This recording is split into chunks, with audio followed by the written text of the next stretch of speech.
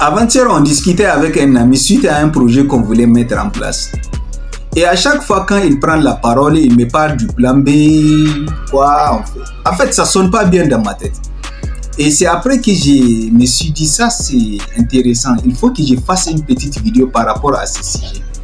Par rapport à ce sujet du fameux plan B qui réduit pas mal de personnes à être les spectateurs de leur incompétence. Restez jusqu'à la fin pour mieux comprendre mon avis.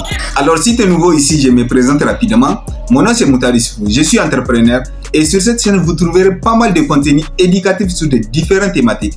Alors si cela t'intéresse, je t'invite juste à t'abonner et d'activer la cloche de notification. Et si t'es cool, lâche-moi un gros pouce bleu, ça ne te coûte rien, ça te fait plaisir, ça me fait plaisir, tout le monde est content. Et surtout, de rester jusqu'à la fin, car la troisième catégorie des personnes qui ont le droit d'avoir le plan B, celle-là est ma préférée.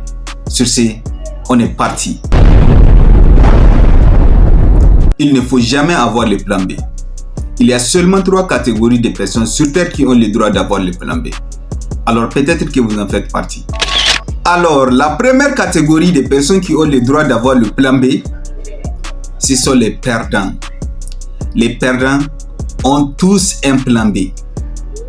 Et la deuxième catégorie de personnes qui ont le droit d'avoir le plan B, ce sont les lâches. Les lâches ont tous un plan B. Et la troisième catégorie de personnes qui ont le droit d'avoir le plan B, les meilleures, celles que je préfère, ce sont les faibles d'esprit. Les faibles d'esprit ont tous un plan B. Alors, pourquoi il ne faut pas avoir le plan B? Pas de panique. Je vais vous expliquer ça clairement dans cette vidéo. Mais avant, je vais vous parler d'un livre que vous avez certainement tous lu. Puisque c'est l'un des 10 classiques de l'humanité. Qui s'appelle L'art de la guerre de Sun Tzu. Vous connaissez Sun Tzu? Dans son livre, Sun Tzu expliqua que quand on prend d'un assaut un village et qu'on encercle les villageois, on doit toujours laisser une petite issue pour qu'ils puissent s'échapper. Et beaucoup d'empereurs lui disent, mais pourquoi tu fais ça? Et c'est vrai qu'il se rendait compte qu'à chaque fois qu'il fait ça, il gagne la guerre. À chaque fois qu'il encercle un château, il laisse une petite issue. Un village, il laisse une petite issue. Et c'est vrai qu'à chaque fois, son armée gagne.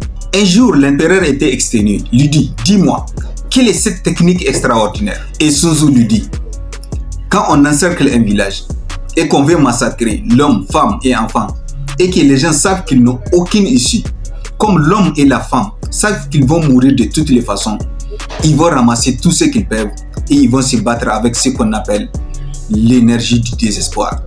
Et à ce moment-là, une seule femme ou un seul homme peut combattre 10 samouraïs et lui toute seule, parce qu'il a l'énergie du désespoir et il va tuer le plus possible ou essaie au maximum de sauver son enfant, sa femme et ses voisins. Mais si tu laisses une issue, certains vont s'échapper, d'autres vont hésiter et tu crées de la confusion. Donc si tu veux gagner la guerre, tu dois toujours laisser une issue aux gens. Alors la leçon à retenir ici, c'est tout simplement que le cerveau, c'est la même chose que la guerre. Si tu laisses une issue dans ton cerveau et que tu te dis, ben je vais faire ça, si ça n'a pas marché, ben je fais quoi? Je reprends la cuisine, ben je vais faire ça, après je reprends ça de toute façon. Ce que tu es en train de faire, c'est la même chose que Sun Tzu fait dans un village. Tu crées des failles dans ton cerveau et cette faille va t'empêcher de te battre avec l'énergie du désespoir. C'est-à-dire que dès que tu trouves ton pourquoi, oublie le reste. Oublie tout le reste et conquis ton pourquoi. C'est la seule et unique chose qui te reste à faire. Ici prend fin cette vidéo. Abonne-toi si ce n'est pas déjà fait. Lâche-moi un gros pouce bleu et on se dit à la prochaine vidéo. Et la paix sur vous.